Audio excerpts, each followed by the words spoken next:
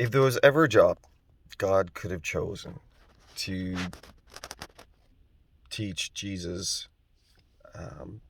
details, teach him how to deal with frustration, teach him how to be a problem solver, teach him how to see problems, teach him how to deal with frustrating people, how to manage expectations, how to present people with truth that they don't want to hear, it would be in the area of construction. And lo and behold, what did God choose for Jesus? A construction job. Um, I make a lot of these videos regarding the stuff that I'm going through on sites, and sometimes it's dealing with people, sometimes it's dealing with problems, sometimes it's dealing with, well, a variety of different things. And I don't know why I was thinking about this morning about how Jesus would have dealt with all this stuff. Jesus would have spent years working in construction, working with clients, working with um, good materials and bad materials. He dealt with the frustrations of tools breaking and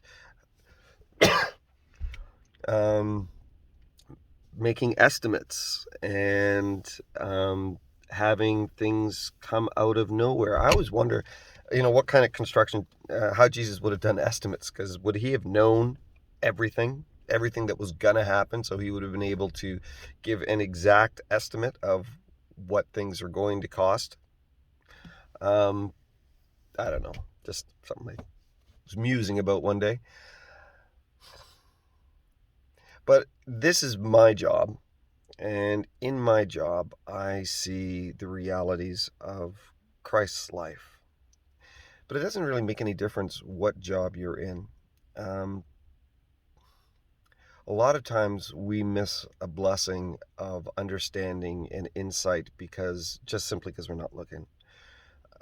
It's been amazing on this journey over the last years, making these videos and my meandering contemplations on just the moment I'm in and saying, how does this connect with where God is in my life, where God is in reality, where God is in the universe, what God is doing, how God uh, would have me see the world, how God would have me see my life and my person and my growth and my weaknesses and my strengths. And um, God shows me because I'm looking. And to be perfectly honest, this has been a new year for me. This isn't something that I've always done. This is something that I started doing because I was hired by a church, and then COVID hit, and I thought I got to do something.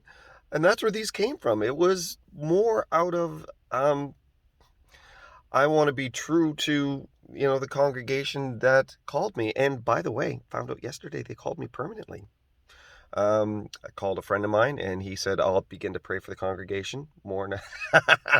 But has, God, God brought me on this journey, and I think a lot of it is so that as I was going through very difficult periods in my life, I was forced to look at it from a God perspective. And I think that's what has brought me through things. God says he's determined the times and the bounds of our habitation, that we might seek the Lord, that would be not far from every one of us. But here's the next verse. It says, for in him we live, we move, and we have our being. Our very existence is in the presence of God. When God says, I will never leave you nor forsake thee, I mean, that's impossible for God. It's impossible to leave the presence of God.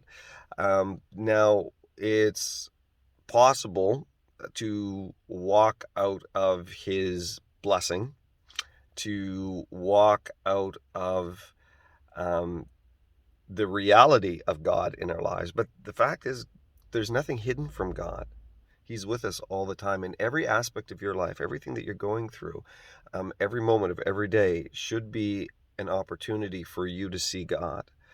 This past year has really pointed my focus in that, and I've been blessed by it. So if you've been blessed by these, I can tell you right now, you haven't been blessed anywhere near as much as I have. So I encourage you, look at your world and say, okay, God, where are you? Or you're here, what are you doing? What do you need me to see? How can I understand more of you out of this situation that I'm living in? Hope that's been an encouragement to you, because it's been an encouragement to me. God bless.